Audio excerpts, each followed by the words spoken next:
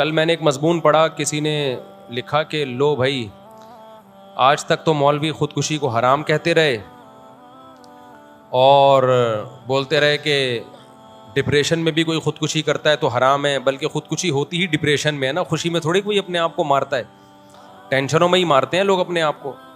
تو اس کا جنازہ بھی نہیں پڑھو, یوں بھی نہیں کرو, جہنم میں جائے گا. اور آج کسی مولوی کے بچے نے کر لی تو اب مولوی لوگ اس کی تعویلات میں لگے ہوئے ہیں. یہ کسی نے بڑا ایک لمبا چوڑا مضمون لکھا, فیس بک پہ ادھر ادھر وائرل کیا ہے. جب کسی کو کسی سے ذاتی بغض ہوتا ہے نا, خوب سمجھ لیں, تو وہ پھر دلائل کی دنیا میں نہیں دیکھتا کہ دلیل کی دنیا میں ٹھیک کیا ہے اور غلط کیا ہے, اس کو اپنا ذاتی بغض نکالنا ہے.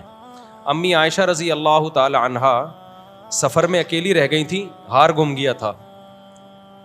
تو صحابی رسول کے ساتھ مدینہ میں, وہ صحابی رسول ان کو, واقعہ افک ہے نا, بڑا لمبا چوڑا واقعہ, میں شارٹ بیان کر رہا ہوں. تو صحابی رسول ان کو لے کر آئے مدینہ میں, تو عبداللہ بن ابی منافق نے کیا پروپیگنڈا شروع کر دیا, دیکھو کسی غیر مرد کے ساتھ اکیلی آ رہی ہیں, حالانکہ وہ سو گئی تھی پیچھے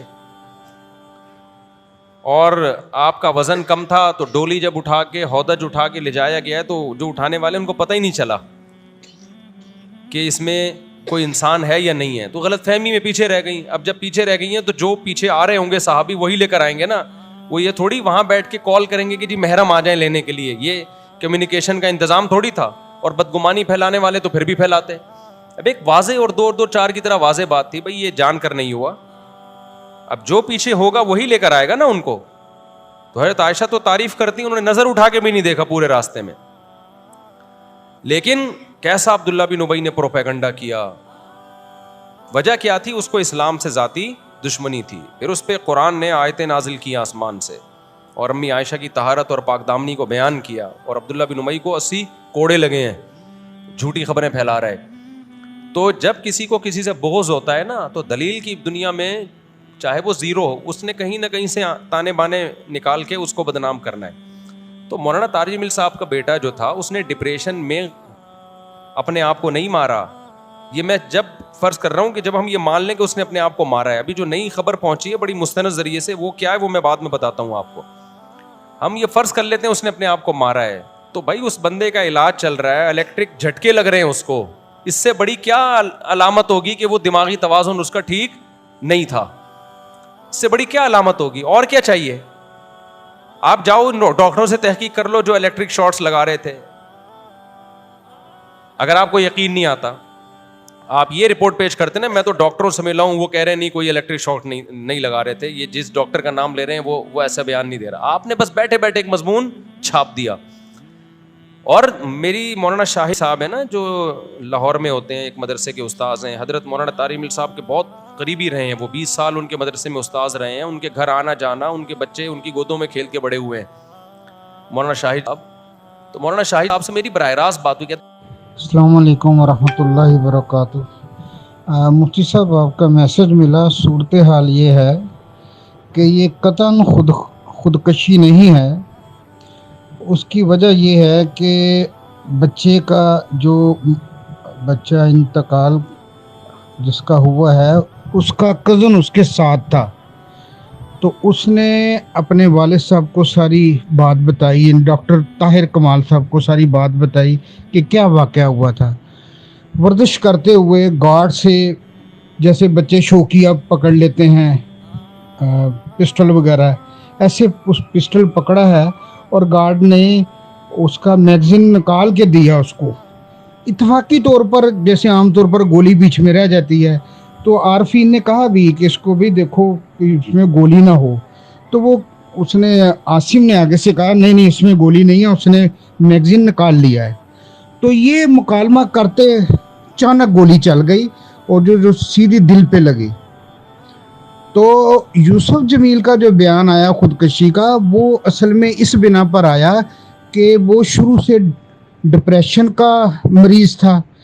11-12 سال کی عمر سے میں اس کو دیکھ رہا ہوں, تو بچہ شروع سے ہی یہ نفسیاتی مسائل کا شکار تھا. تو یوسف جمیل کو جب پتہ چلا کہ یہ گولی لگی ہے, تو اس نے سمجھا کہ یہ, کیونکہ کہتا رہتا تھا ڈپریشن کی حالت میں میں نے اپنے آپ کو مار لینا ہے یا اپنے آپ کو نقصان کر لینا ہے، تو وہ سمجھا کہ شاید یہ وہی ہوا ہے جو یہ کہتا تھا.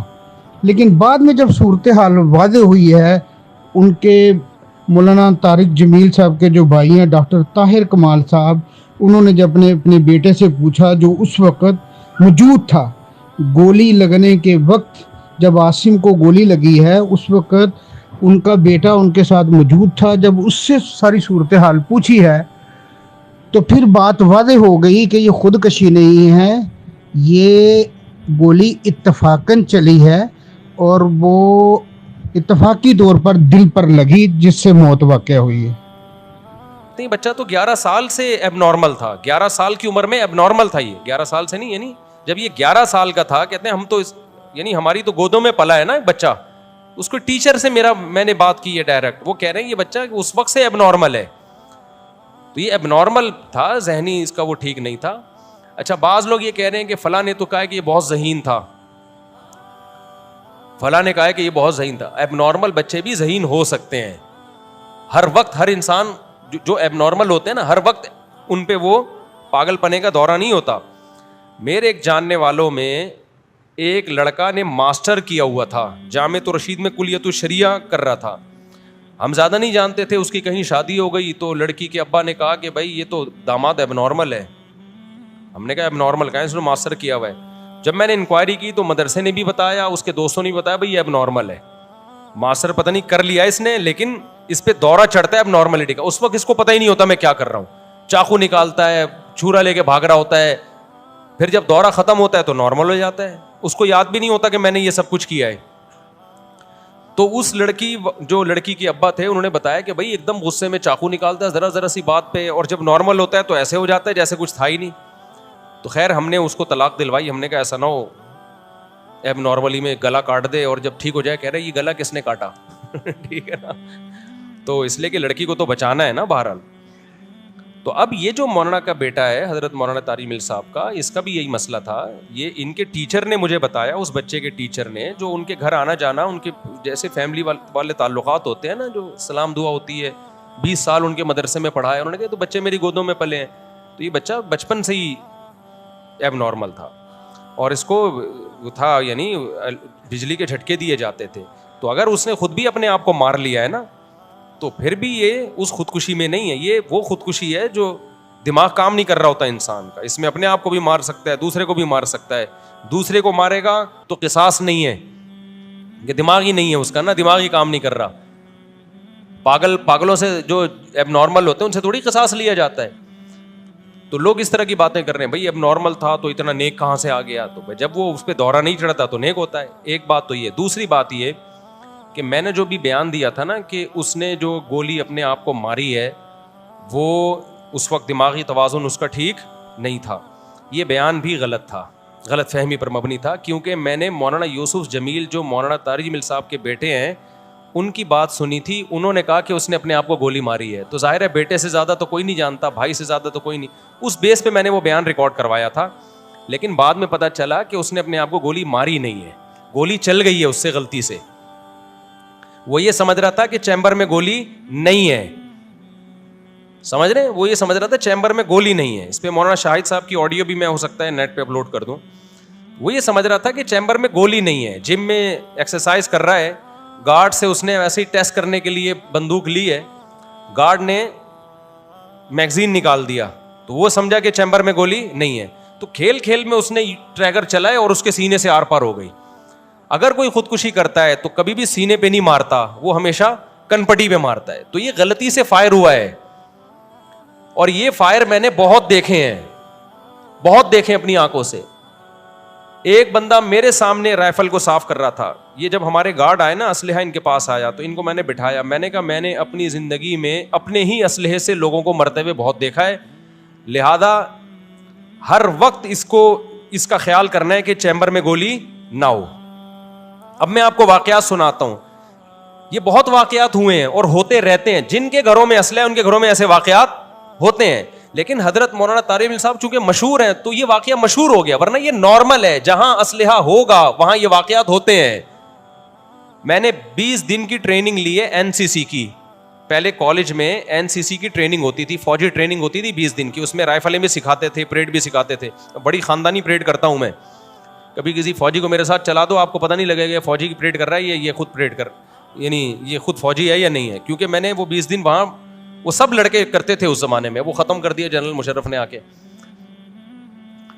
اچھے اچھے کام سارے مارکیٹ سے کیا کر دیے, شارٹ کر دیے, تو لڑکے تھوڑے سے سیدھے ہو جاتے تھے اس سے.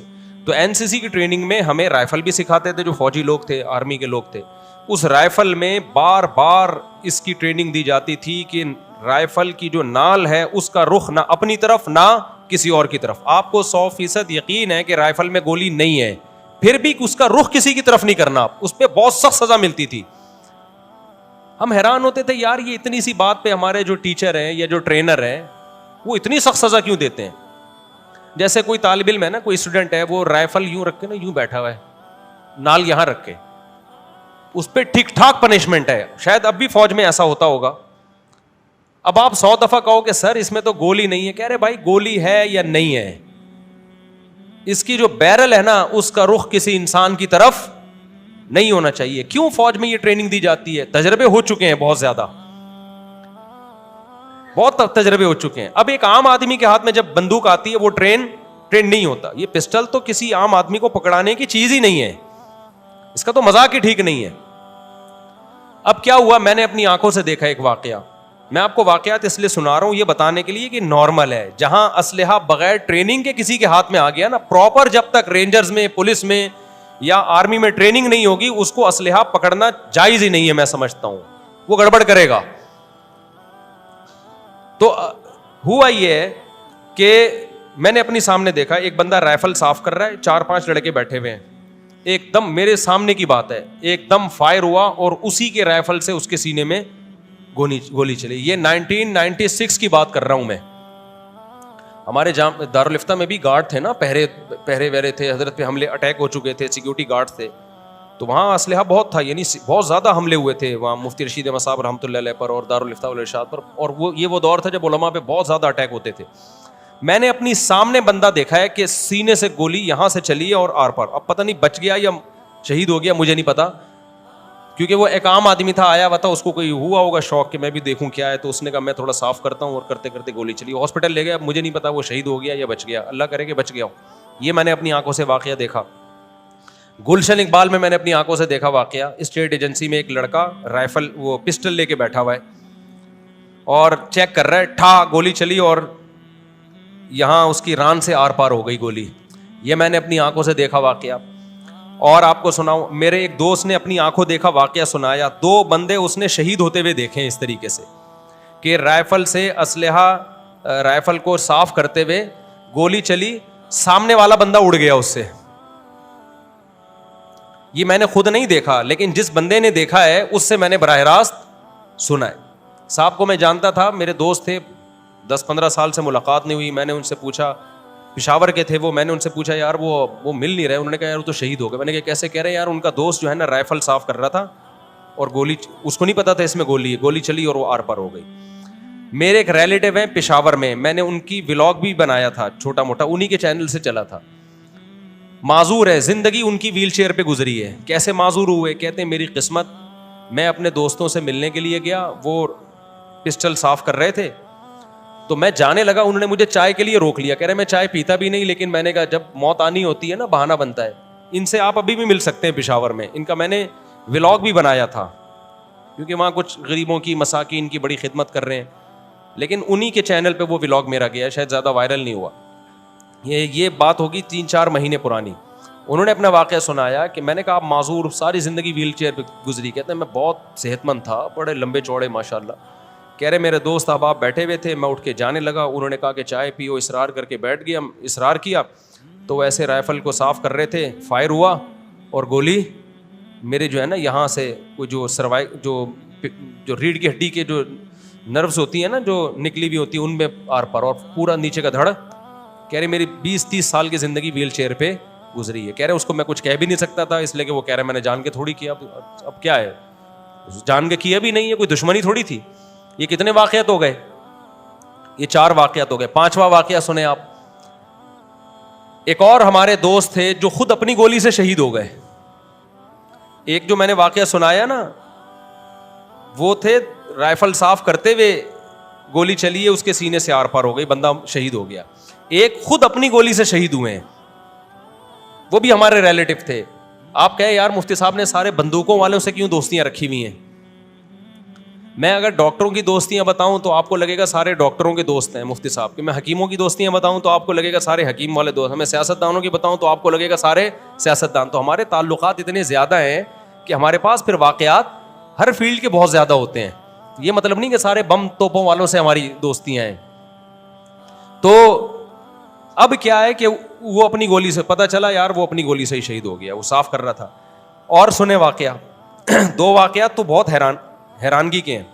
یہاں جب یہ گارڈ آئے ہیں, ہمارے جو گارڈ رکھے ہیں, میں نے بار بار سب کو بٹھایا, دوستوں کو بھی. میں نے کہا یار میں نے اپنی زندگی میں بہت واقعات دیکھے ہیں, سنے ہیں, رائفلوں سے غلطی سے لوگ مرتے ہوئے, شہید ہوتے ہوئے. یہ اسلحہ جو ہے نا, اس میں بہت احتیاط کی ضرورت ہے. بار بار ان لوگوں کو بٹھا کے میں نے کہا کہ جب ہر وقت چیک کرتے رہو چیمبر میں گولی تو نہیں ہے, چیمبر میں گولی تو نہیں ہے. اور یہ نہیں کہ آپ نے میگزین نکال لیا, نہ آپ نے اس کو جو بلٹ کھینچتے ہیں نا تو چیک کرو, اور پھر ایک ہوائی فائر بھی کر کے دیکھو. اچھا یہ بھی قابل اطمینان نہیں ہے, کیونکہ میرے ساتھ ایک واقعہ ہو چکا ہے. میں بیٹھا ہوا تھا ایسے, یہ پیچھے دیوار ہے اور میں یہاں بیٹھا ہوا ہوں. ہمارے ایک دوست رائفل چیک کر رہے ہیں, چلی نہیں, دبایا نہیں چلی. انہوں نے کہا شاید خراب ہے, لا کے رکھ دی میرے پاس. آج جو میں بیٹھا ہوا ہوں نا, اللہ نے بٹھا دیا مجھے, ورنہ میں لیٹا ہوا ہوتا. پتہ نہیں کسی کو کیا مسئلہ ہوا, اس نے رائفل کے ٹریگر پہ جا کے ہاتھ رکھا کہ چلی کیوں نہیں, اور وہ چل گئی. میں اور اتنا میرے اور دیوار کا فاصلہ ہوگا, وہ گولی میرے بیچ سے نکل کے گئی ہے. تھوڑا سا بھی سلام دعا کرتے ہوئے چلی جاتی تو تھوڑا سا آڑا ترشا ہو جاتا میں, سمجھ رہے ہو. حالانکہ وہ تو چیک کر لیا تھا, اس وقت نہیں چلی, کوئی مسئلہ ہو گیا ہوگا, بعد میں گولی کو خیال آیا کہ چلنا چاہیے ہمیں. تو یہ اسلحہ بہت ڈینجرس چیز ہے, جب تک یہ پراپر ٹریننگ نہ ہو یہ ہاتھ میں دینے کا نہیں ہے, ہاتھ میں, ورنہ یہ عذاب جان ہے. گھروں میں اسلحہ مت رکھو, رکھنا ہے تو بہت اس کی پہلے کسی ماہر سے ٹریننگ لو. اور ٹریننگ میں سب سے اہم ٹریننگ یہ ہے کہ اس کی بیرل کا رخ کسی انسان کی طرف نہیں ہوگا. جب ہی ہوگا جب واقعی سچی مچی میں مارنا ہے اس کو, ورنہ ہوگا ہی نہیں. ایسے ایسے کریں نا, اناڑی آدمی رائفل کو ایسے رکھ کے بیٹھا ہوگا یوں کر کے, تاکہ ایک ہی دفعہ میں بھیجا نکل آئے باہر. اچھا تو میں نے اپنے گارڈوں کو سمجھایا اور سب کو, بڑی زبردست, یہ پہلے سے ٹرینڈ بھی ہیں الحمدللہ. پھر بھی میں نے کہا بھائی یہاں نمازی ہیں, لوگ ہیں, کبھی بھی کچھ ہو سکتا ہے. ہم نے جو اسلحہ لیا ہوا تھا نا, وہ ایجنسیوں سے لیا ہوا تھا. جو ایجنسیاں ہوتی ہیں نا, گارڈ دیتی ہیں آپ کو, اسلحہ بھی دیتی ہیں نا, وہ اسلحہ بھی عجیب سے ہی ہوتے ہیں ان لوگوں کو. ہوا یہ کہ پچھلے رمضان میں تراویح پڑھا رہا ہوں, پولیس والے بھی آئے ہوئے تھے سیکیورٹی کے لیے, فائر ہوا دوسری رکعت میں. میں نے کہا لے بھائی بندہ گیا. اب میں تراویح پڑھا رہا ہوں, ان الذین آمنوا وعملوا الصالحات میرا دماغ کہاں گھوم رہا ہے, یا تو مجھے لگ رہا ہے میں شہید ہوں, کیونکہ گولی چلی ہے, گولی تو چلی ہے. مجھے تو میں سوچ رہا ہوں, مجھے پتہ نہیں, فوراً گولی کا پتہ نہیں چلتا. میں نے کہا دیکھتے ہیں رکوع تک انتظار کرتے ہیں. میں نے کہا بیٹا یہ کچھ ہوا ہے مسئلہ. شکر ہے میں سامنے محراب میں گارڈ تھا, اس نے مجھے اشارہ کر دیا نماز میں ہی کہ ٹینشن لینے کا نہیں ہے, ٹینشن لینے کا نہیں ہے. تو میں سمجھ گیا الحمدللہ حفاظت. سلام پھر کے پتہ چلا کہ گولی تھی اس کے اندر. گارڈ یہ سمجھ رہا تھا گولی نہیں ہے, اور اسلحہ بھی تھکا ہوا تھا, گولیاں پھنستی ہیں اس میں. فائر ہوا, پولیس والوں کے قریب سے گزر کے گیا ہے, وہ دیوار پہ لگا, پولیس والوں کو نہیں لگی الحمدللہ, دیوار پہ لگ گئی. یہ کتنے واقعے ہو گئے, 6واں یا 7واں ہو گیا, 7 ہو گیا میرا خیال. ایک اضافی کر تو کیا جا رہا ہے, پیسے تھوڑی دے رہا ہے. اگر 6 بھی ہوئے تو 7 کر دو یار, اچھا عبرت ہوگی نا لوگوں کو. اب پھر میں نے بٹھایا, پھر ہم نے ساری رائفلیں نا جن ایجنسیوں سے لی تھی واپس کری, دوسری اچھی رائفلیں ہم نے خریدی. ہم نے کہا یہ رائفل 2 نمبر یہ مروائے گی, یہ اپنی گولی سے. وہ گارڈ کا بھی قصور نہیں تھا اس میں اتنا, گارڈ کا بس یہ تو شکر ہے گارڈ نے بیرل کا رخ کسی انسان کی طرف نہیں کیا ہوا تھا نا, یہ اس نے احتیاط کی ہوئی تھی کہ یہ اس کا رخ انسان کی طرف کرنا ہی نہیں ہے. تو پولیس والے بھی چونکہ الحمدللہ انسان ہی ہوتے ہیں, تو ان کی طرف اس نے رخ نہیں کیا, بچ گئے الحمدللہ جان, ورنہ پولیس گولی لگ جاتی یار, ہماری تو ایسی کی تیسی ہو جانی تھی بھائی. تو اللہ کا شکر ہے محلے کی پولیس سے بڑے اچھے تعلقات ہیں. تو پھر ہم نے وہ ساری رائفلیں واپس کی. ہم نے کہا بھائی اپنی یہ رائفلیں پکڑو آپ, پیسہ خرچ کر کے ہم نے کہا وہ اچھی رائفل لے لیں. کچھ ہمارے دوست احباب نے تعاون بھی کیا, کچھ ہم نے کیا, پھر دوست احباب نے تعاون کر کے ہم نے اچھی مہنگی والی رشین رائفلیں لے کے ان کو پکڑائی ہیں کہ کم از کم خود تو نہ چلے نا,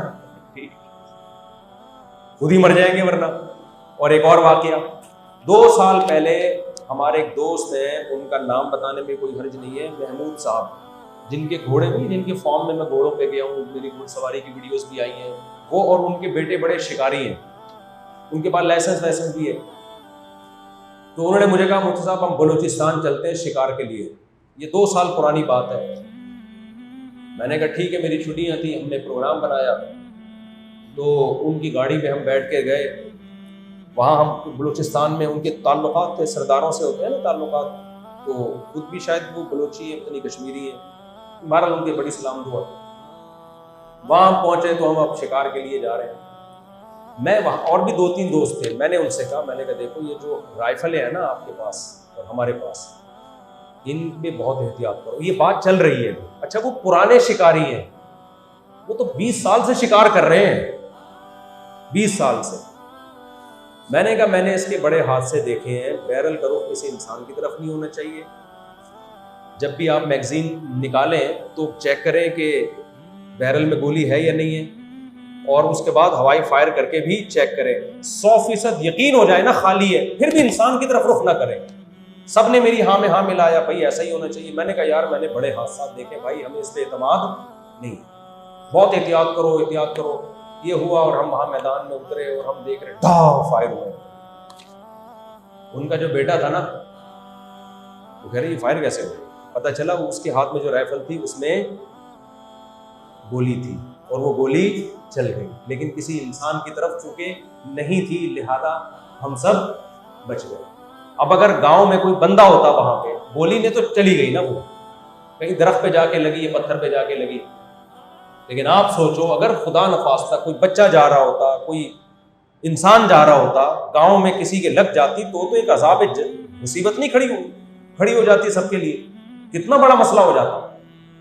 میں نے کہا دیکھو اتنی احتیاط کے باوجود بھی کیا ہوا. لیکن وہ چونکہ ٹرینڈ لوگ تھے نا, ان کو بھی پتا تھا, انہوں نے پہلے سے رخ یا تو زمین کی طرف رکھا ہوا تھا یا کہیں اوپر کی طرف رکھا ہوا تھا, تو مجھے پورا یاد نہیں, لیکن کسی انسان کی طرف رخ نہیں تھا. وہ ٹرینڈ لوگ ہیں, ان کو پتا ہے بھائی یہ جتنا مرضی احتیاط کرو نا پھر بھی اس میں بے احتیاطی ہوتی ہے, تو بچ گئے. لیکن اگر کوئی اناڑی ہوتا وہ کہتا ہے یار اس میں تو کوئی گولی نہیں ہے, اس میں تو کچھ بھی نہیں ہے, مفتی صاحب ذرا ادھر آنا, ذرا دیکھیں ہم رائفل کھیلتے ہیں, ٹھا کھیلتے ہیں, آنا ذرا ٹھا, لیٹ گئے. تو یہ جو مولانا طارق صاحب کے بیٹے کے ساتھ ہوا ہے, جو بعد میں ہمیں, اچھا مولانا یوسف جمیل صاحب نے جو بیان دیا ہے نا وہ جلد بازی میں بیان دیا ہے, کیونکہ یہ بیٹا بار بار کہتا رہتا تھا کہ میں اپنے آپ کو مار دوں گا. جب یہ ڈپریشن میں آتا نا, تو جب ان کو اطلاع ملی نا کہ اپنی ہی رائفل سے گولی لگی ہے, تو وہ یہ سمجھے کہ اس نے خود ماری ہے, اس لیے جلد بازی کو, پھر ٹینشن میں انسان کو پتہ نہیں ہوتا میں نے کیا بات کرنی ہے کیا نہیں کرنی ہے. وہ غلط فہمی سے وہ یہ بات دنیا میں پھیل گئی کہ اس نے خود چلائی ہے گولی. بعد میں جب انہی کے جو کزن ہیں اور ان کے جو دوسرے لوگ ہیں اور مولانا شاہد وغیرہ سے رابطہ, انہوں نے کہا بھائی گولی چلائی نہیں ہے بیچارے نے, ڈپریشن میں بھی نہیں چلائی ہے, ٹھیک ہے نا. یہ سمجھ رہا تھا کہ اس میں گولی نہیں ہے, اور تھا بیچارہ مجذوب تھا, پاگل سا لڑکا تھا بیچارہ, اس نے وہ غلطی سے چل گئی ہے. ویسے بھی کوئی جتنی بھی ڈپریشن میں خودکشی کرتا ہے تو سینے پہ گولی نہیں, اور 2 گولیاں نہیں چلی ہیں, ایک ہی چلی ہے, ایک ہی سے اس نے فائر کیا ہے. بعض لوگوں نے غلط خبر پھیلا دی کہ ایک یہاں ماری ایک یہاں ماری. ایسا ویسے ہی نہیں ہوتا. جب انسان یہاں مارتا ہے تو پھر یہاں مارنے کے قابل رہتا نہیں, اور یہاں مارتا ہے تو وہ تو ویسے ہی مر جاتا ہے. یہ سب فیک نیوز ہیں جو چل رہی ہیں. اصل بات یہی ہے کہ اس نے بیچارے نے گولی چلائی نہیں ہے, یہ خالص شہادت ہے, حادثاتی موت ہے. تو ان کا بھی میں آڈیو مولانا شاہد جمیل صاحب کے بھی چلا دوں گا تاکہ لوگوں کو اور ہو جائے. لیکن پھر بھی جو مخالفت کرنے والے ہیں وہ نہیں رکیں گے تو کرنے دو, اس میں کسی سے کیا لینا دینا. باقی اللہ تعالیٰ اس بچے کو نصیب کرے, اس کی مغفرت کرے, اور صبر جمیل کی توفیق عطا فرمائے. خودکشی حرام تھی, حرام ہے, حرام رہے گی چاہے. اچھا ایک اور آخری بات, فرض کرو کسی مولوی کا بچہ خودکشی کر بھی لیتا ہے تو خودکشی کفر سے بڑھ کے تو گناہ نہیں ہے نا. نوح علیہ السلام کا بیٹا تو کافر تھا, ایمان لایا نہیں, تو کیا اس بیٹے کی وجہ سے نوح علیہ السلام کو برا بھلا کہا جا سکتا ہے؟ لوگ اگر تانا دیتے نوح علیہ السلام کو، آپ اپنا بیٹا کو تو سدھار نہیں سکے، ہمیں نصیحت کر رہے ہو، دیتے ہوں گے یقیناً، تو وہ کیا کہتے؟ بھائی جو نصیحت اسے کر رہا ہوں وہی تمہیں کر رہا ہوں، جس کا دل چاہے ایمان لے آئے، جس کا دل چاہے ایمان نہ لائے۔ لوط علیہ السلام کی بیوی فاحشہ اس سینس میں کہ وہ لڑکے جب بدکاری کرتے تھے ان کو پتہ بتاتی تھی، کتنا بڑا جرم ہے۔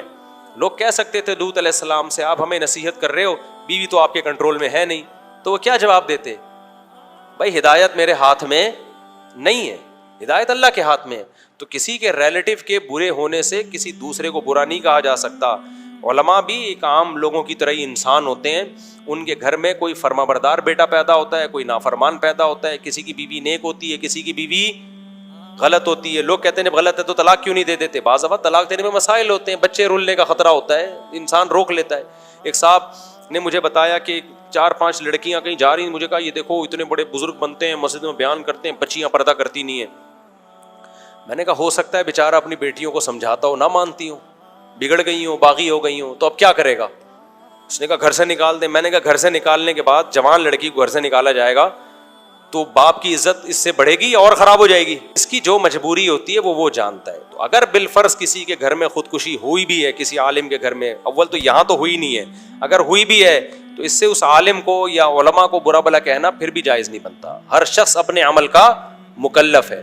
ہمارے حضرت فرمایا کرتے تھے کہ 2 چیزوں کو دیکھ کے دینداری کا پتہ لگاؤ، نابالغ اولاد اور داماد جو انتخاب کے وقت۔ جب بیٹی دے رہے ہو تو وہ لڑکا کیسا تھا، بے دین کو دے رہے ہو اس کا مطلب آپ خود ٹھیک نہیں ہو۔ بعد میں داماد بھی بگڑے جاتے ہیں، کوئی پتہ نہیں ہوتا۔ میں بگڑا نا، جب مجھے ملی تھی تو کسی کو یہ تھوڑی پتا تھی دوسری بھی کرے گا، تو کتنا بگڑ گیا، میں کرتا ہی چلا جا رہا ہوں، اللہ میاں نے روک دیا تو میں روک دیا، میں بھی تو بگڑے ہوئے دامادوں میں میرا شمار ہوتا ہے۔ شریف شرفا قسم کا داماد ہوتا، ایک ہی کو لے کے بیٹھا ہوا ہوتا، کیا خیال ہے؟ تو وہ تو جب اس وقت میرا دوسری کا ارادہ بھی نہیں تھا، تو جب ہمارے سسرال کے یہاں میری شادی ہوئی تو اس وقت تو میں بہت شریف تھا، پھر بعد میں مجھے دوسری کا بھی خیال آیا تو پھر میں کیا بن گیا؟ بدماش بن گیا۔ یعنی ان کی سوچ میں مجھے تو پھر جو تیسری چوتھی کرے گا تو اس کو بگڑا ہوا داماد ہی کہیں گے لوگ، کیا خیال ہے؟ تو بدماش کسی اور سینس میں نہ سمجھیں، بس یہی مطلب ہے بدماشی کا۔ تو ہاں، اور نابالغ بچہ ماں باپ کے کنٹرول میں ہوتا ہے۔ آپ کی بچی پورے کپڑے نہیں پہن رہی نا، نابالغ بچی، آپ برے ہو، کیونکہ اس پہ تو آپ کا کنٹرول ہے۔ اگر نہیں ہے تو پھر آپ گھر چھوڑ کے چلے جاؤ۔ آپ نابالغ بیٹی نابالغ بیٹے پہ آپ کا کیا ہے؟ کنٹرول۔ اس کو کپڑے پورے پہناؤ، وہ اگر برائیاں کر رہا ہے تو پھر آپ غلط ہو اس کا مطلب۔ لیکن جب بالغ ہو گیا تو ہر انسان اپنے عمل کا مکلف ہے، پھر پورا کنٹرول نہیں ہوتا انسان، پھر پتہ نہیں کیا کیا بات، اکثر تو صحیح ہوتے ہیں الحمدللہ لیکن بگڑ بھی رہے ہوتے ہیں، اس میں ماں باپ کو برا کہنا ٹھیک نہیں۔ میں نے ایسے علماء کو جانتا ہوں جن کے دل میں داڑھی کی بڑی اہمیت تھی، بہت بیان کیا کرتے، اور اپنے بچوں نے داڑیاں نہیں رکھی ان کے، وہ کہا کرتے تھے میں نے اپنے بچوں کی جو تربیت کی ہے اگر بن جاتے تو یہ حسن بصری رحمۃ اللہ علیہ جیسے ہوتے، لیکن بس اللہ کی مرضی۔ تو یہ ہوتا ہے گھروں میں، تو اس میں کسی کی وجہ سے کسی کو ملامت کرنا ٹھیک نہیں ہے۔